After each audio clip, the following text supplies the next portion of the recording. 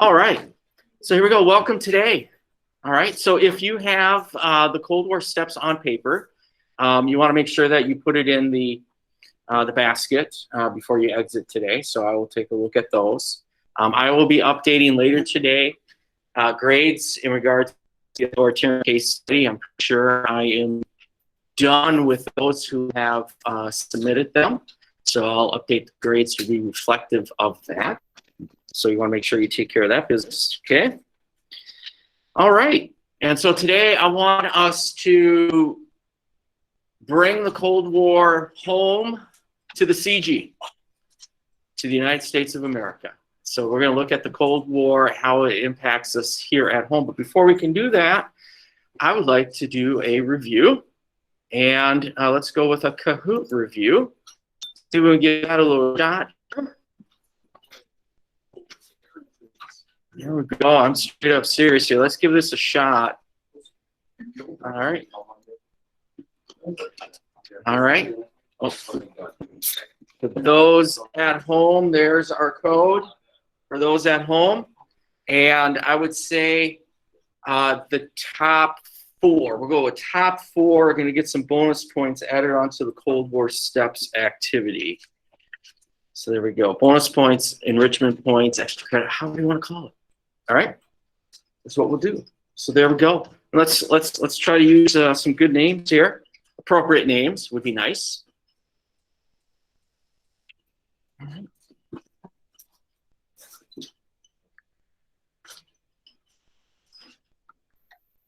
All right, while you're doing that, I'll take attendance. See who's here, who is not.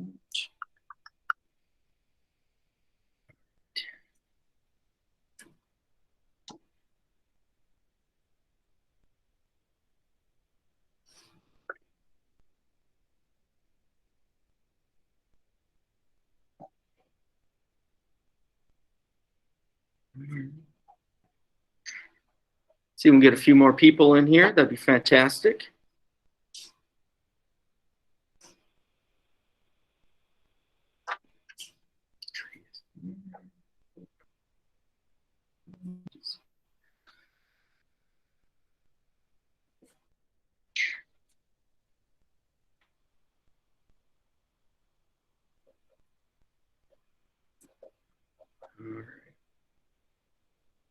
I've muted the sound of the Kahoot, so I'm just not feeling it today with the sound. So if you're being denied the sound of Kahoot, I'm sorry.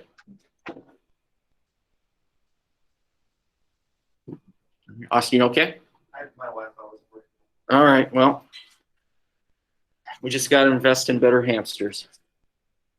You know, work that wheel, work that internet Wi-Fi wheel. All right, so here we go. I think we're going to dig in. We're going to just go right at it here. Today is one where we're just going to strap in and go on this historical ride. So here we go. Oh yeah, we're starting Cold War steps. We're going to have about 15 Cold War steps here. Some are going to be familiar and some may not. So here we go. This conference called for a new international organization and a need for a weak Germany. All right, so you have three choices here. All right, so you got a 33% chance here. All right, so again, you know, when you did the Cold War steps, you kind of looked at the conferences in general, but there's something that kind of distinguishes them. There we go. Iran to Tehran. All right, and so there, early on, you can get a sense that there is some tension, and a lot of it has to do with what this Germany should be. All right, so here we go. All right, remember top four are going to get some bonus points here. All right, here we go. Oh, it's a who is this world leader? All right, who is this world leader? Is it Winston Churchill, Clement Attlee, or Konrad Adenauer? There we go, Winston Churchill. Of course, we in the United States like Winston Churchill because His mom is from the United States. So there we go. We like Winston Churchill. The other two guys, they're Germans. There we go. Winston Churchill, and gave that nice speech. All right, moving on up. All right.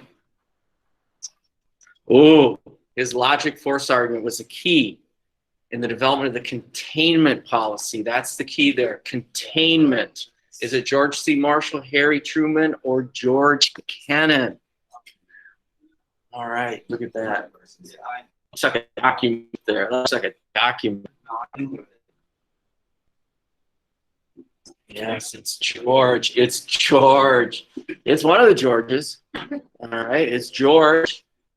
Marshall is a Secretary of State, and Truman, he's our president. All right, all of them in some ways have a role in our containment, but the idea is going to originate with George Kennan. All right. Oh, got some changes here. Awesome fire. Woo. All right. This speech marked a break from U.S. isolation. It was the start of our containment. So it's a speech. What? Okay, a speech. All right. Is it the Iron Curtain? Now, U.S. isolationism. Oh, U.S. isolationism. That was dirty. All right. Iron Curtain speech was given by a British guy. All right. It was given part American, I guess we can say. But Truman, a speech he gives before Congress, he realized the only way that he could get Republicans to be on his side here is he needs to scare them. And so talking about the problems in Greece and Turkey. And boom, there we go. All right, another change here. All right, here we go. Wow. We're on the question. We got some major changes here. Yes. All right, they're controlling Eastern Europe because of salami tactics, economic ties, and military occupation. All right, come on. This one needs to be close to 100 here. There we go. Oh, it is the Soviet Union. Salami tactics. It's for real. It's for real here in that I want to say it was the Hungarian leader had said the Soviets are cutting off Eastern European countries like you're cutting pieces of salami. So there we go. All right, little shift here, a little shift. All right, this event in Eastern Europe was directly responsible for the implementation of the Marshall Plan. All right, so was it the Berlin blockade? Was it the Polish crisis? Or was it the Czech coup of '48?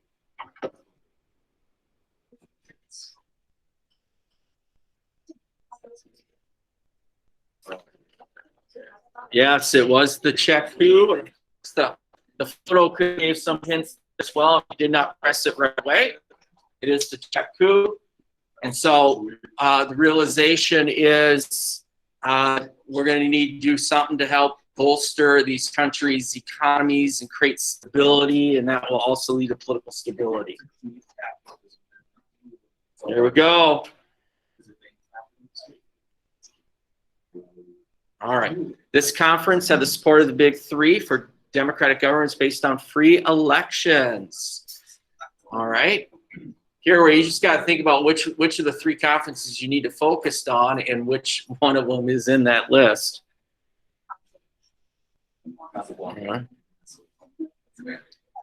There we go. It is Yalta.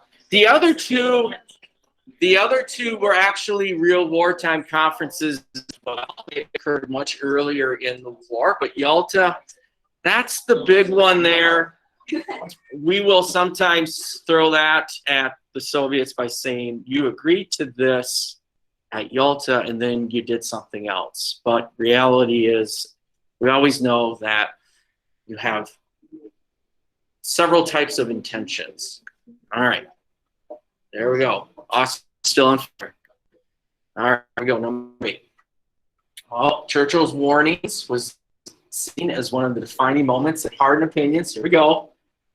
All right, we should be able to get this one now. There we go. Yep, it is the Iron Curtain speech. Okay, no changes there. There we go. This disagreement over the percentage agreement. Eastern Europe was becoming a Soviet sphere. All right, so which of these conferences represent that? Was it the Newfoundland Conference, the London Conference, or the Potsdam? Yes, it is Potsdam. Newfoundland had occurred actually before the war even occurred. And the London Conference, that is way before then. Yes? Wasn't there a reference to London absent blockade? Well, I think, you know, if there was a reference to the London, there had been governments in exile in London, and so they could be referencing that. All right, no changes. All right, here we go. Maybe we solidify here. The failure of this event led to a divided Germany, NATO formation, and full power control of Berlin. Was it the Potsdam Conference, Berlin coup, or the Berlin blockade?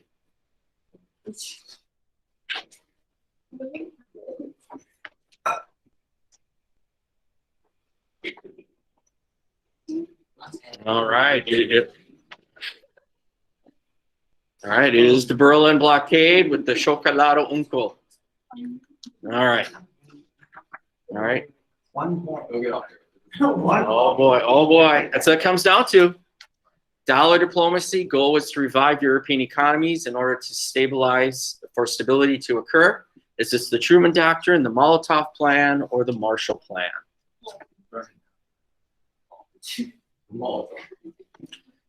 All of them are real plans and real. The Molotov plan is real. Yes, yes, it is. All right. So you have the Marshall Plan here. Dollar diplomacy. We're gonna use our economic here to create stability and, of course, markets for the United States. Oh. Here we go. Who's this world leader? All right. We got a who's who. Yeah, is this Alfred E. Newman? Is it Harry S. Truman, or is it Dwight D. Eisenhower?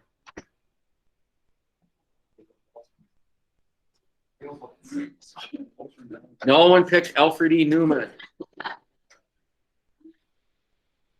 He's the cartoon character for Mad Magazine. Dwight D. Eisenhower, no, it's not him. It's Harry Truman. Harry Truman had more hair than Dwight D. Eisenhower. So that. All right. Uh-oh, there we go. There we go. We got a little shift here. A little shift. McKenna's on fire.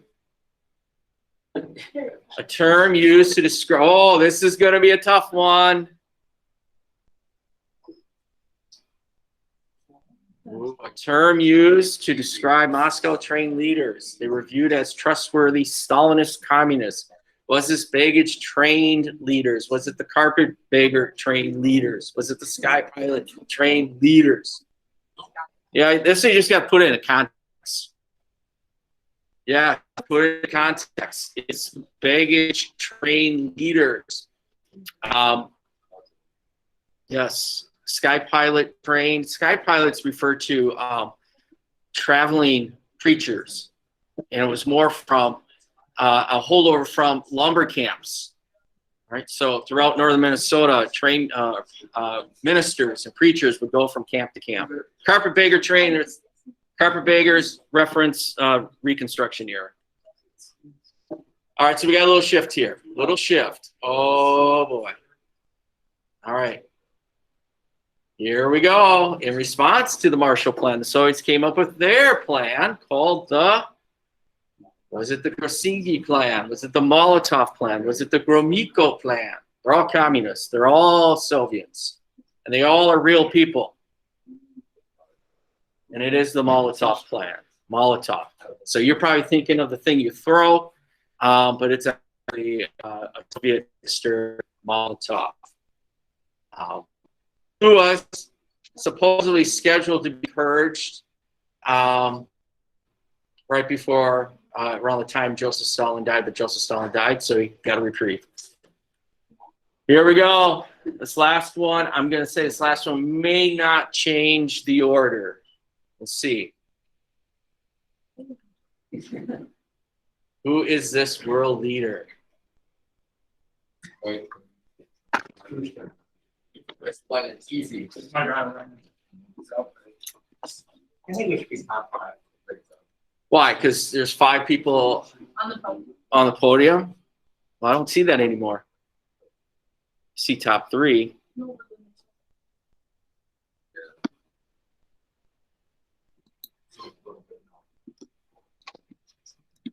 All right. So look at that. There's our runner-up. All right. Top 5. Why? Because it first way the whole way.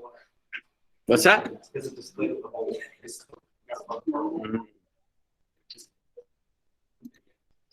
All right. Okay.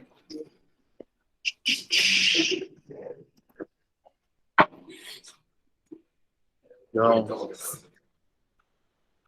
So those are top 5. All right, I got to make sure that I make a notation of who these peeps are. Big winners here.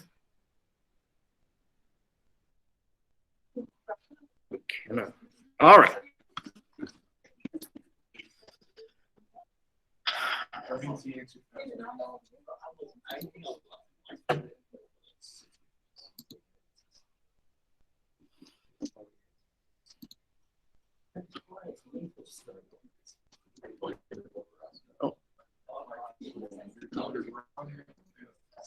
Okay, so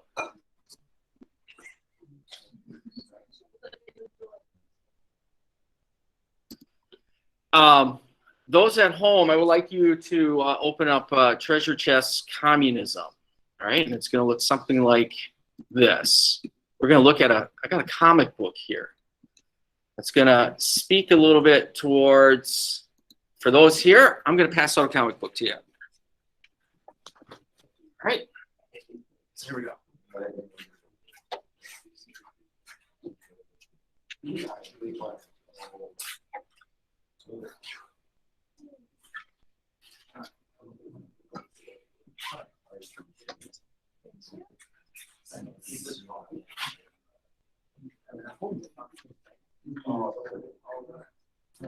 All right. So we have a comic book here, and what I would like for us to do with this comic book is, as we read it, all right, as we read it, I want us to think about what is the message in this comic book. All right, what are they trying to get at? Again, remember today I talked about I want to bring the Cold War home to the United States, to the CG here. And so here's a comic book. It's in a comic book called The Treasure Chest, and this was a series that ran from about 1946 to about 1972. All right, so it had some staying power here, and this one is published in '61. So it's kind of like the golden era of comic books. And so what I want you to do is, as you look at it, read it. You can just skim. It won't take that long. What kind of message are they getting at here with this particular comic book? And see if you can find out who is publishing it. Those at home who are using the the scanned version, it's in color, so you might be able to pick out some of the details a little bit better here. All right, but when you open it up, you see and we are only looking at pages 1 through 8. Those at home, you don't have to read all 61 pages of it, but a good history of communism with it as well. So look at message. Who might be putting out, and would you think this would be effective?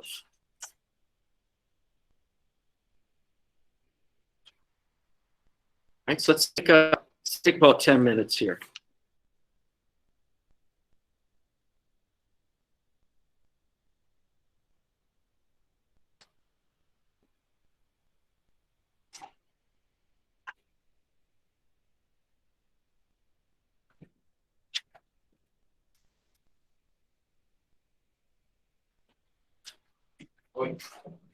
Yeah.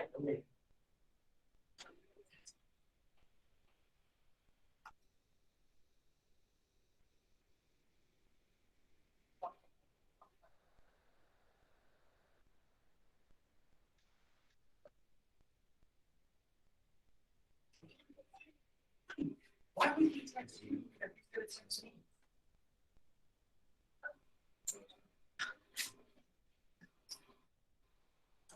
Surprise there.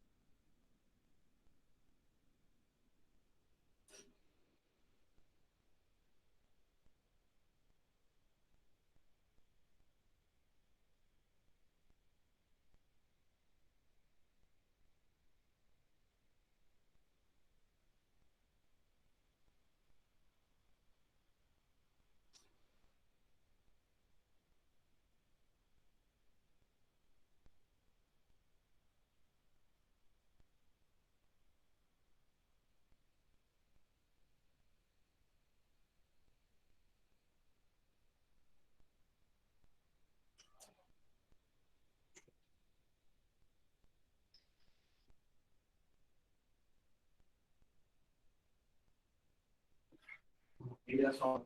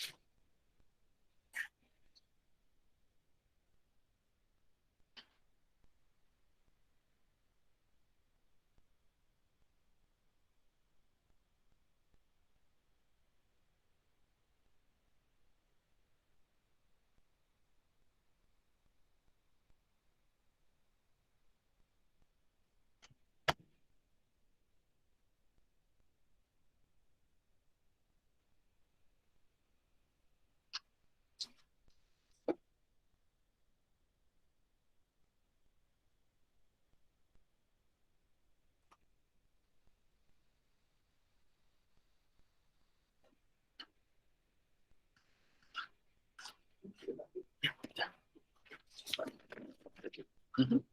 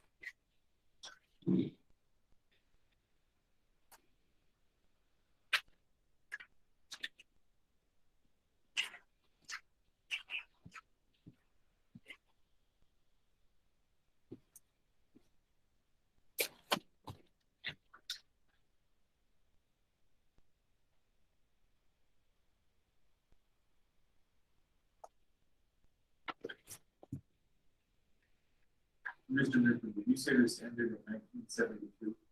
the publication of that particular comic book series, The Treasure Chest.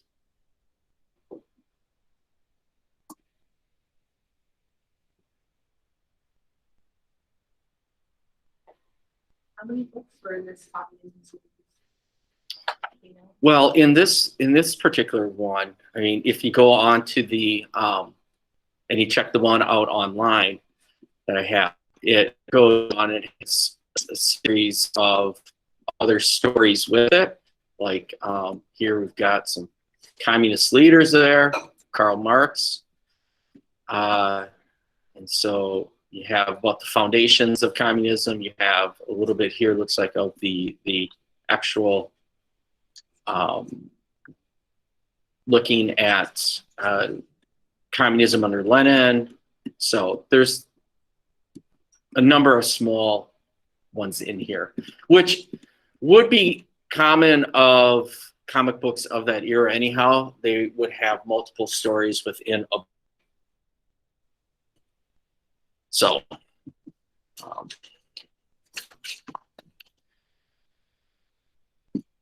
sometimes I would break out a comic book called The Man with the Beard, and that would be referring to Fidel Castro, and it was done by Lee when it was part of like Action Comics, which became the forerunner of Marvel Comics. All right, so here we go. Let's just take a look at this. Those at home, let's just take a look at this. What kind of message or messages do we get from a comic book like this? Or what are they trying to get at? What do you got? Well, they're trying to push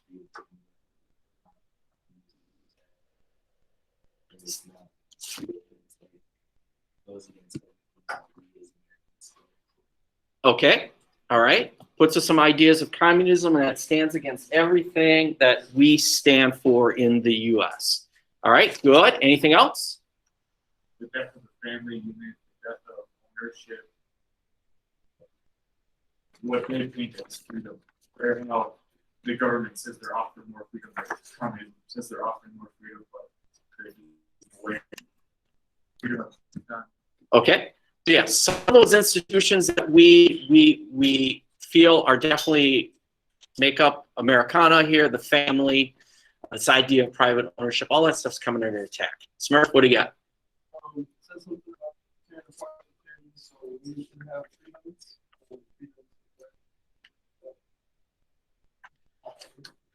So the comic book is trying to define specifically what some of these, you might think communism is taking freedom away, but here it is liberating some others, whether they want to or not.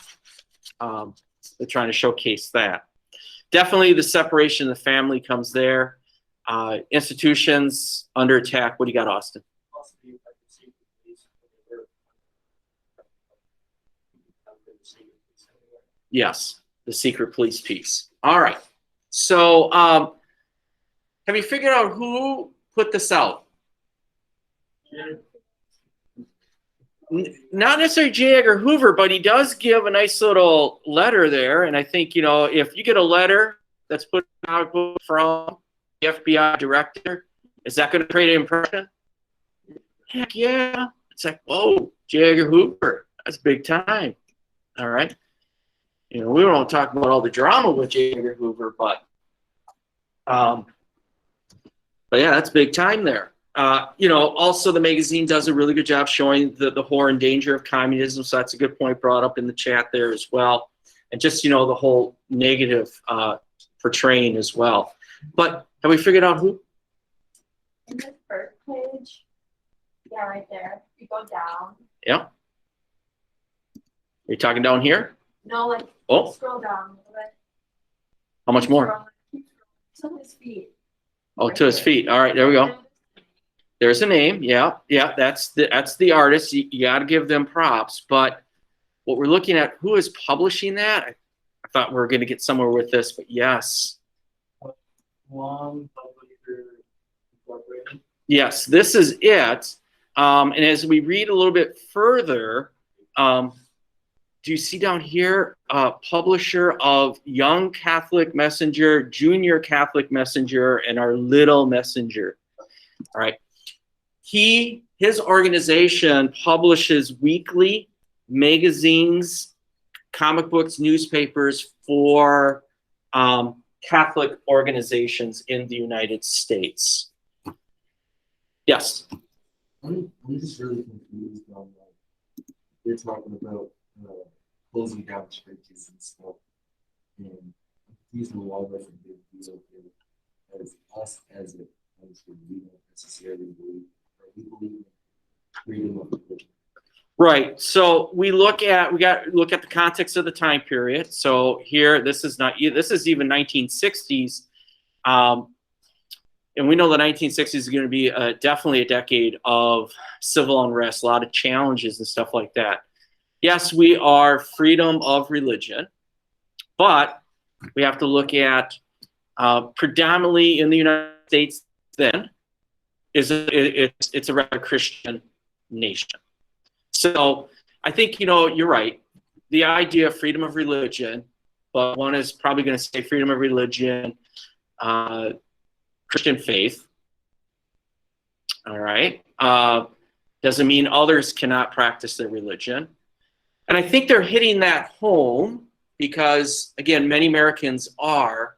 And just as this title says, communism is one that it's atheistic, does not believe in an organized religion, even though we know in the Soviet Union, religion still exists and has and many other communist countries as well. But the Catholic Church and other Christian faiths really are going to build on this. They are going to be some big-time anti-communist crusaders. Don't know if I'm actually, hopefully I'm answering a little bit. Am I? Yeah. Okay, what more do you need? Let's talk about I that. feel like it's not really, it's just kind of confusing and kind of frustrating thing to think about is that they're so focused on, oh, we're gonna cut down our churches, and a lot of this has to do with being a Christian, but technically we are a godless country too, because we're not supposed to have specific religion. Right.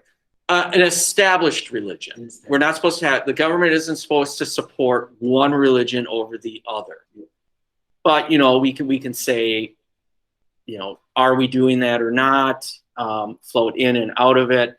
So, and I think, they're purposely picking some of these symbols, and going to a church is a symbol. And if you see a church of some faith being attacked, it's in some ways viewed as an attack on you.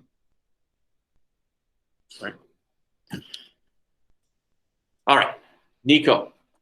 And that's what makes this so ironic.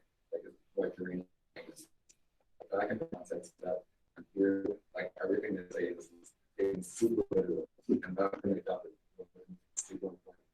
Yeah. And I feel like this kind of extends further than just being a piece of propaganda, but it also says the message at the beginning seems very aimed towards the younger generation, and depending on what that generation is, I know the whole point is that we can look back on this year and then think about the little significant things like Jermaine is pointing out with religion. Yeah. You can say, okay, how is that different from our time period? How can you kind of learn from it, but also determine why we did it. Okay.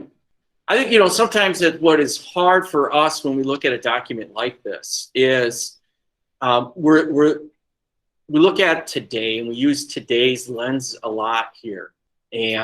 But think, who's the audience that this is for? Is it for me?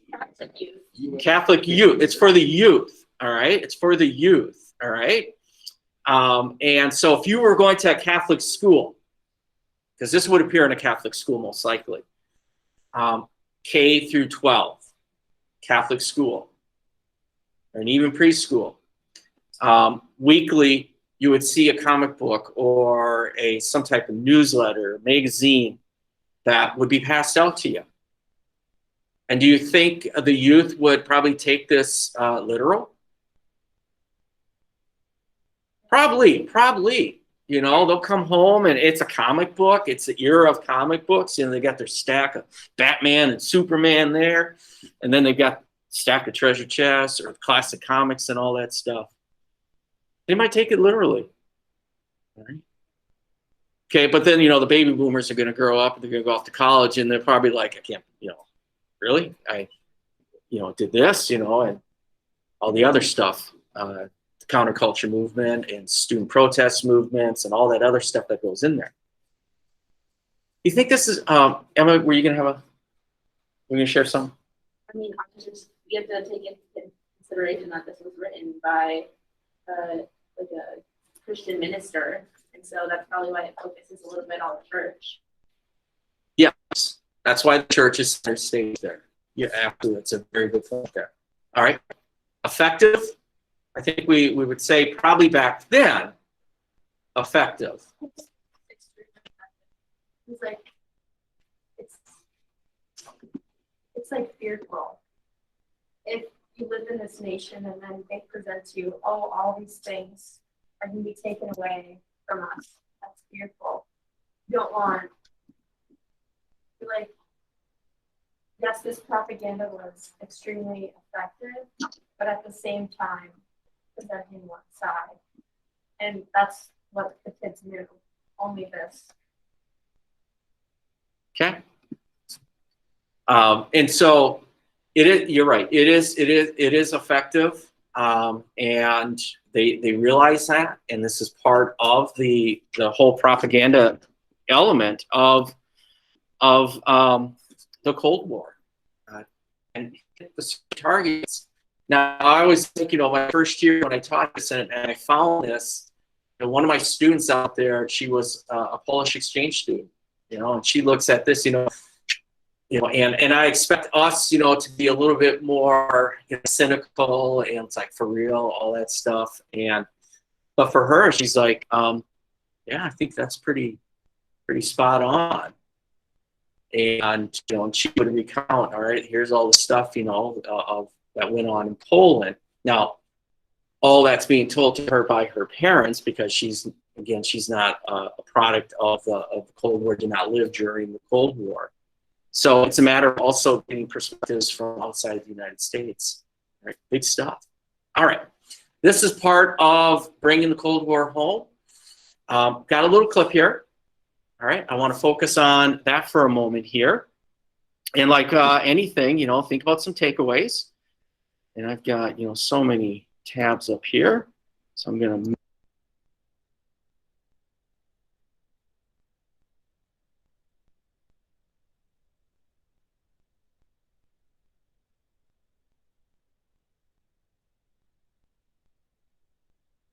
By September 1949, he had it. Grim news. The communist bloc also has the atom bomb. In the West, smug superiority gave way to alarm.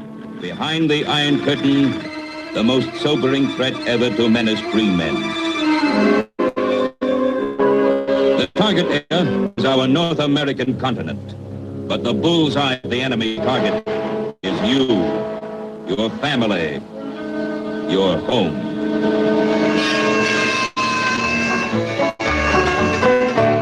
We're living in a country that's the finest place on earth, but some folks don't appreciate this land that gave them birth. I hear that up in Washington they're having an awful fuss, 'cause communists and spies are making monkeys out of us. The bureaus and departments have been busy night and day. They're figuring out just how we gave our secrets all away. And Congress has appointed a committee, so they said, to find out who's American and who's a low-down red. Communism in reality is not a political party. It is a way of life, an evil and malignant way of life.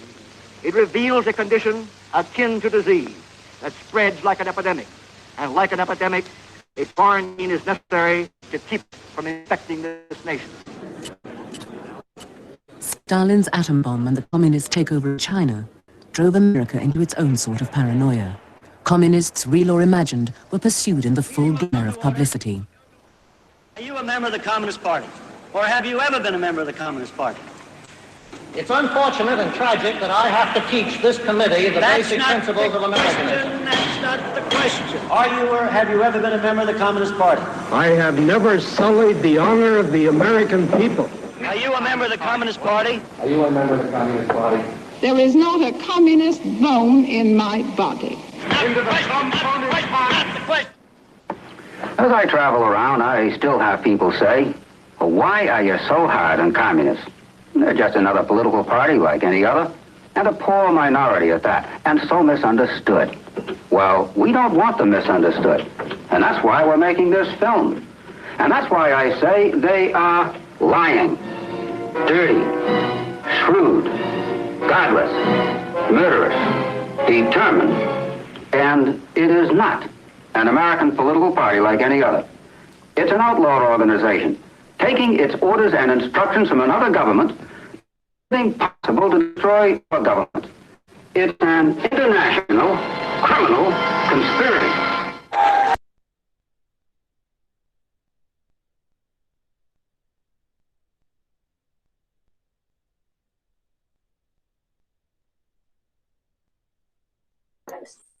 ICC, International Communist Conspiracy. There we go. You didn't probably think that was going to be, you know, that.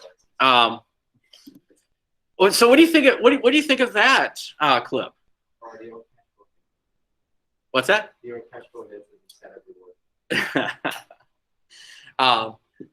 The Americans being brought before the House Committee, and to yes, I don't know. You know, that hat kind of gave it away, I think. You know, it was a communist hat. Jackie Robinson we brought before that. Hollywood actors and actresses, all that stuff would be brought before the House and before the Senate and asked, are they communists, and so forth. So we got to that point. It's similar to kind of an attitude we had during World War II, where we feared that there was a fifth column. You know, in World War II, we thought that fifth column were Japanese Americans, perhaps, and so put them in internment camps, excuse me, and now here it is, the Cold War, and we are now worried about a fifth column, and it's communists. All right. And so here, I got a few thoughts here, and about the home front, and I do have a copy of these online, so you can follow along with them as well. I'll try to be as brief as possible, but again, I can sometimes get on a roll here. All right. This person, who's this president? Yes, this is Eisenhower. And sorry, I gotta share this at home. Eisenhower, in many cases, he is definitely a household name because of World War II. So he's gonna be all that in a bag of chips, it seems like. But you know, the Cold War does come home, and it's going to affect us politically, economically, and socially. And if you're going to be a president of the United States, you're going to have to show your anti-communist credentials. You need to be an anti-communist crusader. There cannot be a wavering of it. So Democrats and Republicans alike, there is not going to be a lot of distinguishedness between them unless you can look and see if you're viewed as soft. Truman is viewed as soft on communism because they say that he lost China, and so that's the reason he goes into Korea, perhaps. But if you're going to run for political office, even local political office, you need to showcase that you're anti-communist crusaders. Now, presidents become more powerful during this time period. So the balance of power between Congress and the president changes. And one in which the president does seem to be acting a little bit stronger, almost imperial-like. They're creating agreements with Other countries, executive agreements, so you don't have to go through Congress for that. They're creating pacts. They may also be committing American troops without actually having to go to Congress. Now that we're part of a new international organization called what? NATO, but also a bigger one, the UN, the United Nations. By us joining it, we are in some ways turning over this decision process of committing troops or not. Harry Truman is going to be 100% behind the UN, so he's going to agree with what the UN does. And so that's why we commit troops in Korea. So taking some powers away from Congress, or at least eroding what we viewed as congressional oversight. And a new agency was created, the CIA. And it did not necessarily at that time, today it's different, but at that time, it lacked congressional oversight. So it directly shared information with the President of the United States and sidestepped Congress. So that could be viewed as, again, a switching of the powers. All right. So again, when we look at the Red Scare, and this is probably what most identify that we think of Cold War at home, is that Red Scare. You probably read the book Crucible, referring to the Salem witch trials, but Arthur Miller in some ways is also trying to showcase Salem witch trials and what was going on in the 1950s is very, very similar.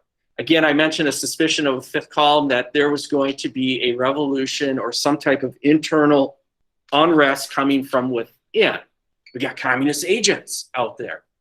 And did we really have communists in the United States? Were there card-carrying communists in the United States? Yes. There actually were card-carrying members in there. But to the extent that Joseph McCarthy said, where there's millions and millions of commies, and if that was the case, Minnesota, Wisconsin, Iowa, we are the hotbed of communist activities based on some of his maps. So anyone wearing red today, I guess you must be communists. Yeah. All right. But to find out who they are, we did a series of things. And we think of Joseph McCarthy with the Red Scare. He's part of it, and we'll call it McCarthyism. But, Joseph McCarthy really, his time in Congress was from 46 to 57. So that's kind of that time period. We did create loyalty programs. Harry Truman, 47, comes up with the loyalty program to find out who are the communists in our government, federal government. And we're going to find out that, yeah, we did have some communists.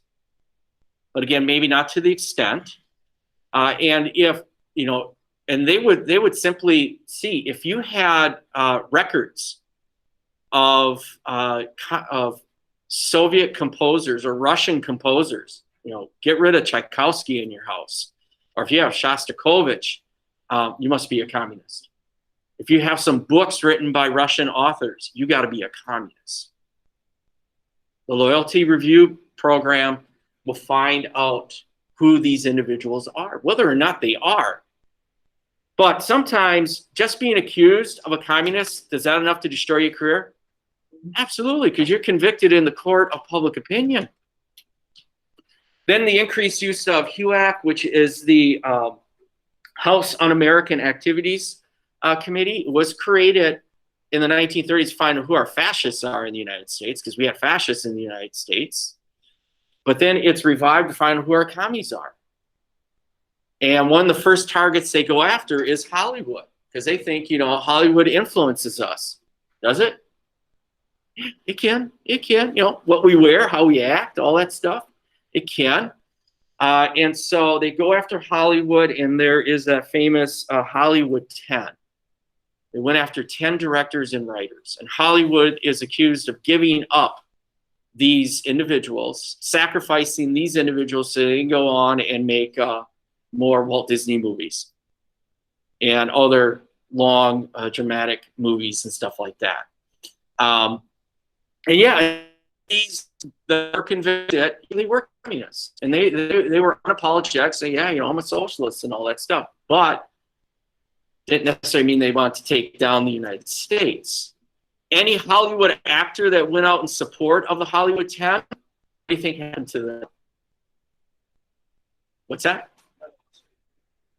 Loss of their career, because they would be put on what kind of list? This is where we're talking about certain types of lists. A blacklist, put on a blacklist. They had all these different type of lists. If you get put on a blacklist, forget about it. You're not even going to get a cheesy Tide commercial. Some of these individuals that do get on a blacklist, the only way that they are going to be able to ever become an actor, actress, or become a writer or director again, is they might have to come up with another name, leave the country, maybe hire someone to publish their script in their name so you can have some type of career. So that's the impact of that on Hollywood. Then you have showcase trials like Alger Hiss and Rosenberg's. I mean, because when we started that little clip, there was a big boom. The Soviets got the atomic bomb by 1949. Someone had to give up the secrets. All right, so here fall people. Alger Hiss worked for the State Department. He's accused of being a communist, giving up secrets. He was convicted not because of that, because he lied under oath. So that's perjury. And later on, documents come out. It might have been Rosenberg's husband, wife, scientists are accused of giving up spies. Ethel Rosenberg's own brother gives up, says, they're the ones who gave up the secrets, and he was also part of that as well. The Rosenberg will be convicted and executed. They were executed in 1953 for their role in giving up atomic secrets. So you had showcase trials, and then of course you got McCarthy himself and his red baiting, his tactics, facts. But we can say what we want about, current political climate and how we use facts and news and all that stuff. McCarthyism, in some ways, might have been a pioneer before his time with that. He would fabricate information. He would stretch the truth. He would use imagery. He would badger these individuals, even though he is from the Badger State, Wisconsin. He would badger his people that were testifying. And some obviously become victims of McCarthyism. His downfall was that he took on the U.S. Army and said that some of our officers in the Army are communists. Now you're taking on something that is an important symbol for the United States. And as a result of that, he will be censured by the Senate for his behavior. In reality, yeah, we did have communists in the United States. We had about 50,000 card-carrying members of the Communist Party. How big was the United States of population at that time in the 1950s? We're about 150 million. So we had about 50,000 card-carrying members of the Communist Party. Were they a threat? They never really became a threat. Do we have a Communist Party still today in the United States? Absolutely, we still do. Think we have some fascist parties in the United States? They might not actually come out and say, yeah, we're American Fascist Party, but we do have some right-leaning political parties.